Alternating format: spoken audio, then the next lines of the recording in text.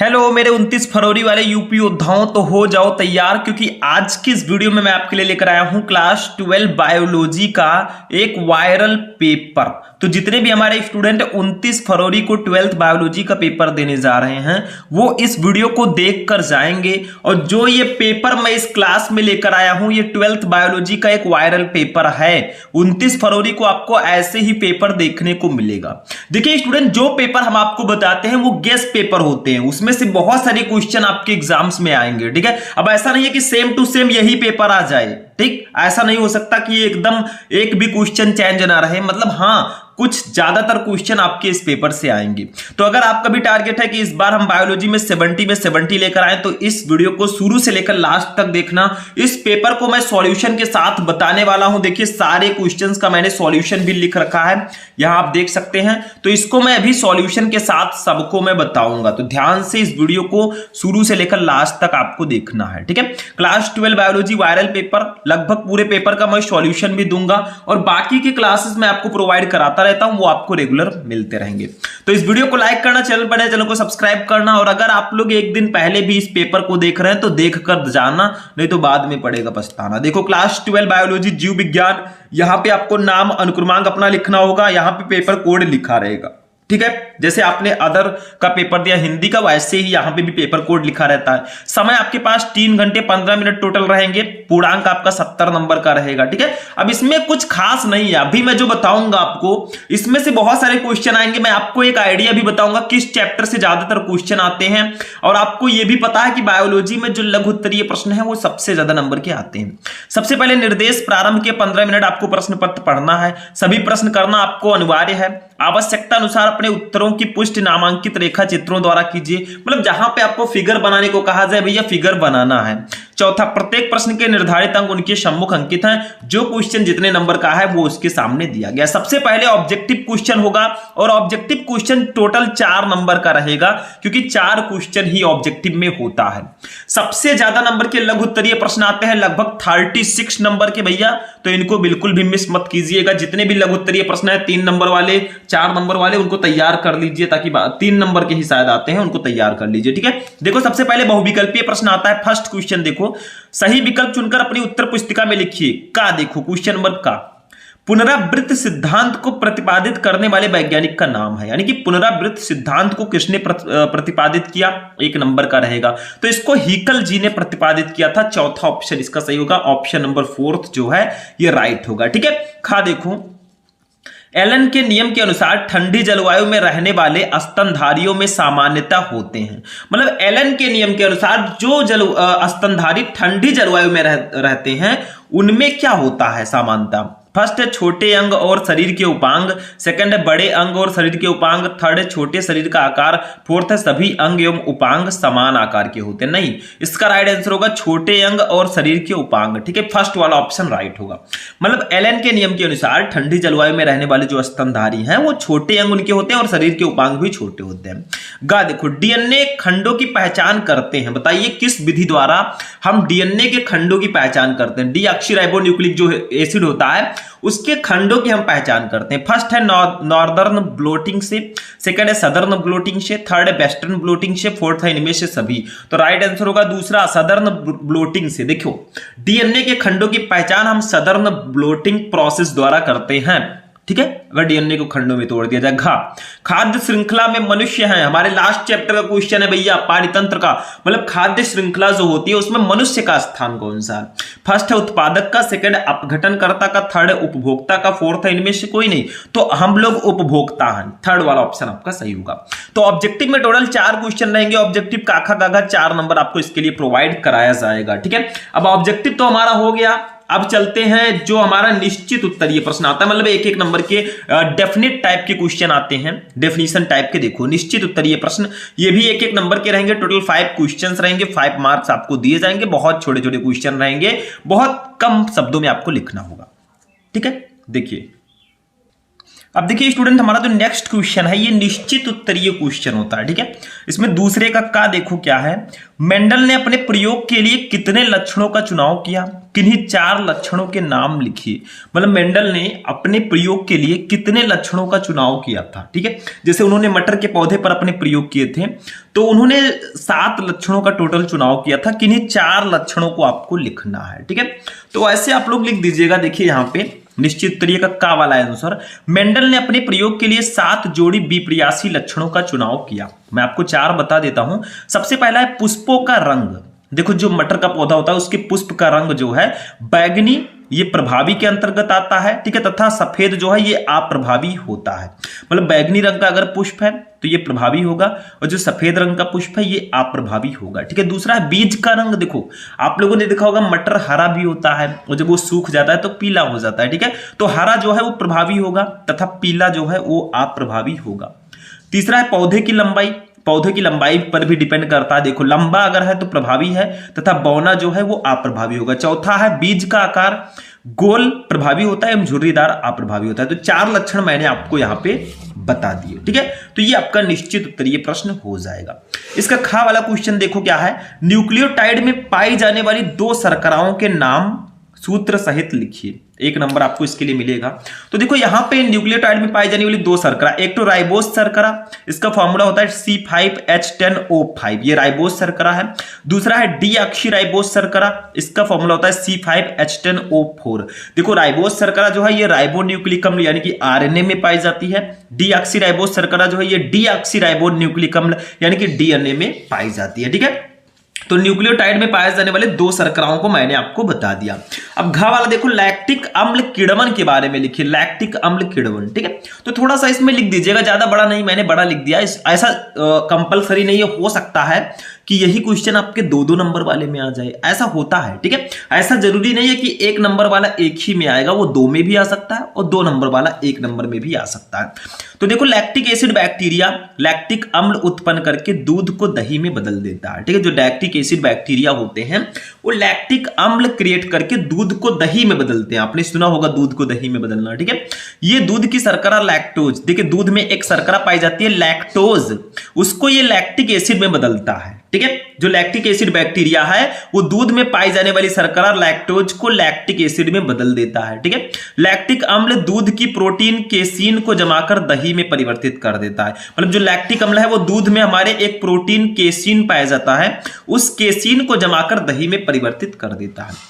ये जीवाणु दूध से लैक्टोज को निकाल देता है, परंतु बहुत से व्यक्तियों को बिना लैक्टोज के दूध पीने पर एलर्जी होती है।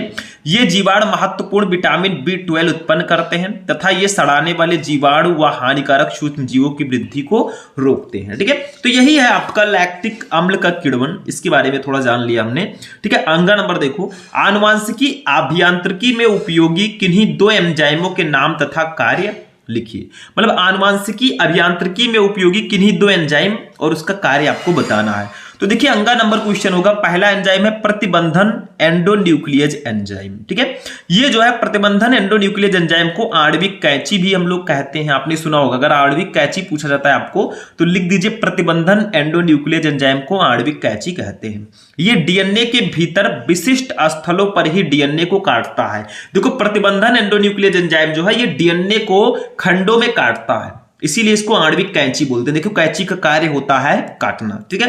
तो ये डीएनए को उसके विशिष्ट स्थलों पर डीएनए को काटता है, ठीक है। दूसरा एंजाइम है डीएनए लाइगेज। अब भैया काटने वाला है तो जोड़ने वाला भी कोई होगा, ठीक है। तो देखो ये एंजाइम डीएनए के खुले सिरों को जोड़ता है। डीएनए लाइगेज जो है इसका यूज डीएनए के खुले सिरों को जोड़ने के लिए किया जाता है। तो ये 2 एंजाइम है, उनका कार्य भी मैंने बता दिया। तो ये आपका 5 नंबर यहाँ पे भी कंप्लीट, ठीक है। एक नंबर का 5 क्वेश्चन रहेगा, 5 नंबर हमारा यहाँ पे कंप्लीट हो चुका है, ठीक है। अब नेक्स्ट क्वेश्चन देखेंगे, आगे देखिए अतलब उत्तरीय प्रश्नों पे आते हैं भैया 2-2 नंबर वाले। यहाँ पे भी आपके 5 क्वेश्चन रहेंगे, 10 नंबर आपको मिलेगा। ये 2-2 नंबर वाले अति लघु उत्तरीय प्रश्न हैं।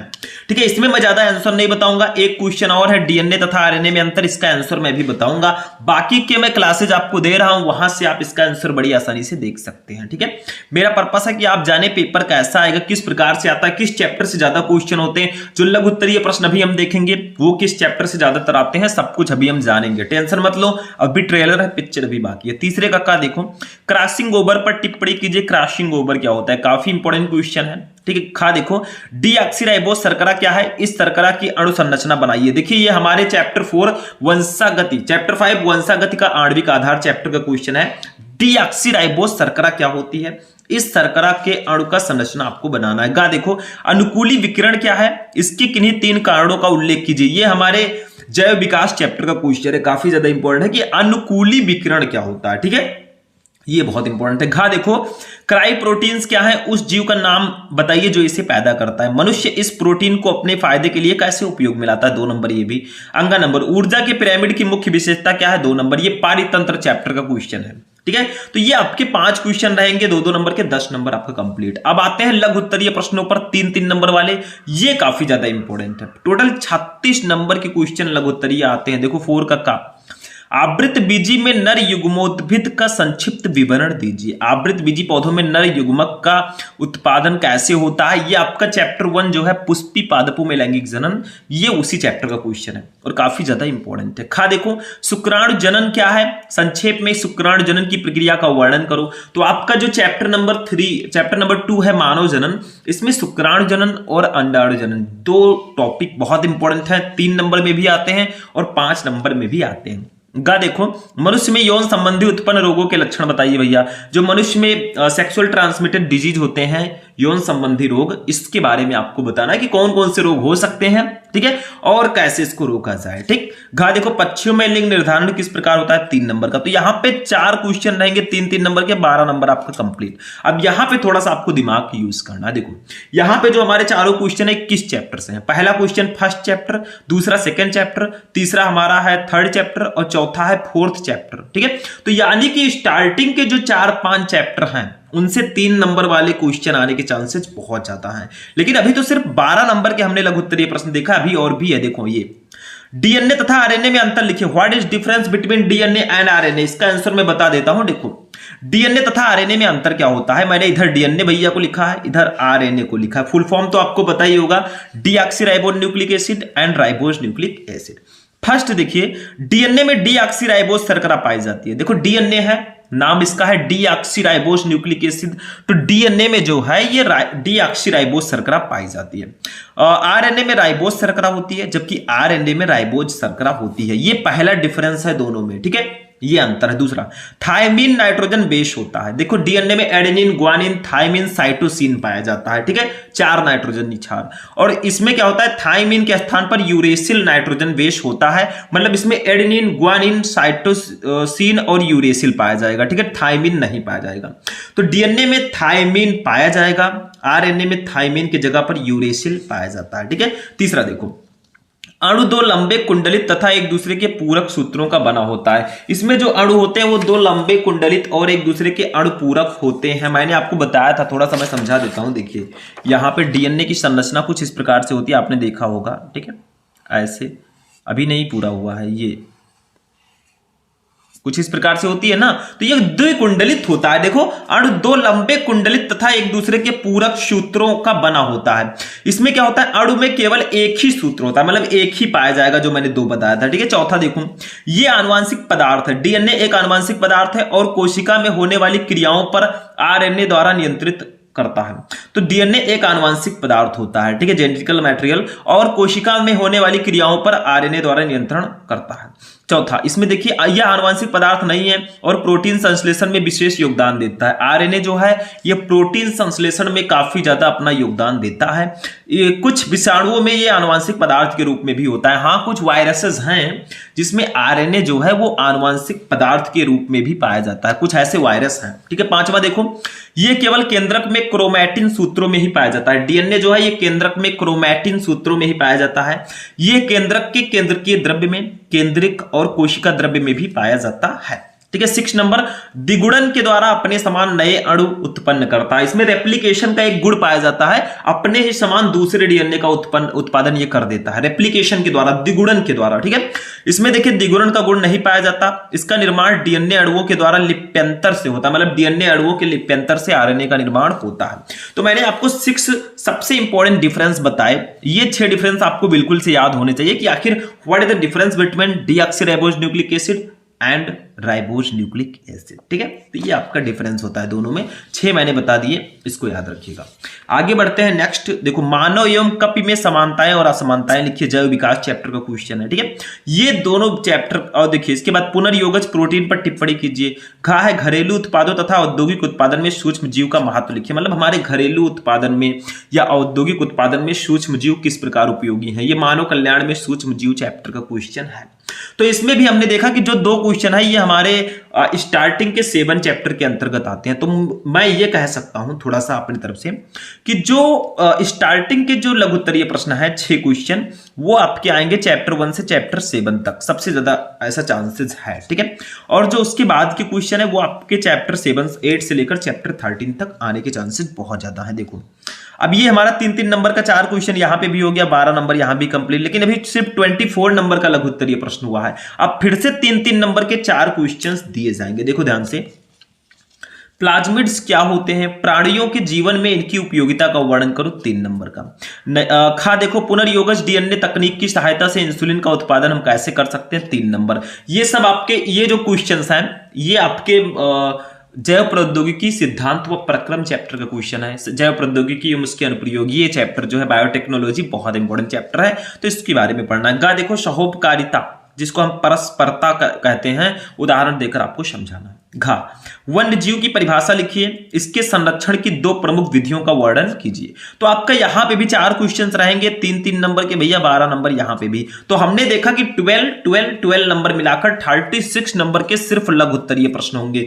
इसका मतलब अदालत इस नतीजे पर पहुंची है कि सबसे ज्यादा नंबर के 50% से ज्यादा नंबर के क्वेश्चन जो है वो लघुत्तरीय आते हैं। तो 3-3 नंबर वाले पर विशेष आपको ध्यान देना है। आप कोई भी बुक पढ़ लें, कोई भी क्वेश्चन बैंक पढ़ रहे हैं, 3-3 नंबर वाले क्वेश्चंस को बिल्कुल भी अवॉइड नहीं करना है, उनको बहुत ही अच्छे से पढ़ना है, ये ध्यान रखिएगा। और जो बहुविकल्पीय प्रश्न है टोटल 4 नंबर के आते हैं, तो आप क्या कीजिए, चैप्टर उठाइए, आप क्वेश्चन बैंक उठाइए, पूरा जितना बहुविकल्पीय प्रश्न है उसको एक नजर अच्छे से पढ़ लीजिए, समझ में आ जाएगा। 4 नंबर का ही आता है, लेकिन 3-3 नंबर वाले जितने क्वेश्चंस हो सके उतने ज्यादा क्वेश्चंस आपको सॉल्व करने हैं, क्योंकि सबसे ज्यादा इंपॉर्टेंट यही क्वेश्चन है। अब आते हैं विस्तृत उत्तरीय प्रश्नों पर। ये टोटल 15 नंबर के क्वेश्चंस यहाँ पे आपको लॉन्ग क्वेश्चंस में दिए जाएंगे। इसमें हर एक क्वेश्चन में आपको ऑप्शंस देखने को मिलेगा। देखो 7 नंबर क्वेश्चन है, गुरु बीजाणु जनन क्या है, आवृत बीजीय पौधों में मादा युग्मोद्भिद के परिवर्धन का वर्णन करो। पता है तो कीजिए, नहीं तो अथवा लगा है। भ्रूणपोष क्या है, इसके विभिन्न प्रकारों का संक्षिप्त वर्णन दीजिए। तो देखिए हमारा जो फर्स्ट चैप्टर पुष्पी पादपों में लैंगिक जनन है, ये जो क्वेश्चन है ये उसी चैप्टर का है, जो हमारा फर्स्ट चैप्टर है, ठीक है, रिप्रोडक्शन इन फ्लावरिंग प्लांट्स, ठीक है, पुष्पी पादपों में लैंगिक जनन। तो ये आपका हो गया, ठीक है। 8वां क्वेश्चन देखिए, संक्रामक तथा असंक्रामक रोगों से आप क्या समझते हैं, प्रत्येक के 2-2 उदाहरण देकर इनके लक्षण, कारक एवं रोकथाम के उपाय लिखिए। देखिए इनके इसमें संक्रामक एवं असंक्रामक रोग, अमीबिये पेचिस हो गया, मलेरिया के का जो रोगजनक है उसके बारे में हो गया। तो ये सारे टॉपिक हमारे मानव स्वास्थ्य एवं रोग चैप्टर में इंपॉर्टेंट हैं, और इसके विस्तृत उत्तरीय प्रश्न आने के चांसेस 99% होते हैं। देखो ये क्वेश्चन दिया गया, अथवा जो लगा है ये भी क्वेश्चन इसी चैप्टर का है। देखो, निम्न पर टिप्पणी कीजिए, डेंगू बुखार, फाइलेरियोसिस, ठीक है। तो दोनों में से आपको जो भी पता आप कर सकते हैं। वैसे दोनों क्वेश्चन हमारे चैप्टर नंबर जो आपका मानव स्वास्थ्य एवं रोग चैप्टर है, ये दोनों क्वेश्चन उसी से लाए गए हैं, ठीक है, उसी से इंक्लूड हुए हैं। तो इन क्वेश्चंस को बिल्कुल भी आपको मिस नहीं करना है, ठीक है, काफी ज्यादा इंपॉर्टेंट है। अब एक क्वेश्चन हमारा पारिस्थितिक तंत्र चैप्टर का जो हमारा है, ठीक है, इस चैप्टर से है, पारितंत्र से। देखो पारिस्थितिक तंत्र कितने प्रकार का होता है, एक तालाब के पारिस्थितिक तंत्र के विभिन्न घटकों का वर्णन करो, 5 नंबर। पारितंत्र चैप्टर का क्वेश्चन, अथवा लगा है, नहीं पता तो दूसरा करो, एक पारिस्थितिक तंत्र में ऊर्जा प्रवाह का वर्णन करो। तो मैंने देखा कि जो विस्तृत उत्तरीय प्रश्न है वो हमारे चैप्टर 1 और जो मानव स्वास्थ्य एवं रोग चैप्टर और जो पारितंत्र चैप्टर, इससे पूछा गया है। तो विस्तृत उत्तरीय प्रश्न मैं आपको ऑलरेडी बता चुका हूं। आप लोगों को मैंने एक क्लास प्रोवाइड करा था बायोलॉजी में, पूरे बायोलॉजी के महत्वपूर्ण टॉपिक का एक क्लास था, उसको आप लोग जरूर देख लीजिएगा, क्योंकि वो बहुत ही इंपॉर्टेंट क्लास है, ठीक है। उसको बिना देखे आप कुछ नहीं कर पाएंगे। तो ये क्लास आज का भी बहुत ज्यादा इंपॉर्टेंट था, मैंने आपको सारे के सारे क्वेश्चंस बताए। तो यहाँ पे आपकी 5-5 नंबर वाले 15 नंबर के क्वेश्चंस हो गए।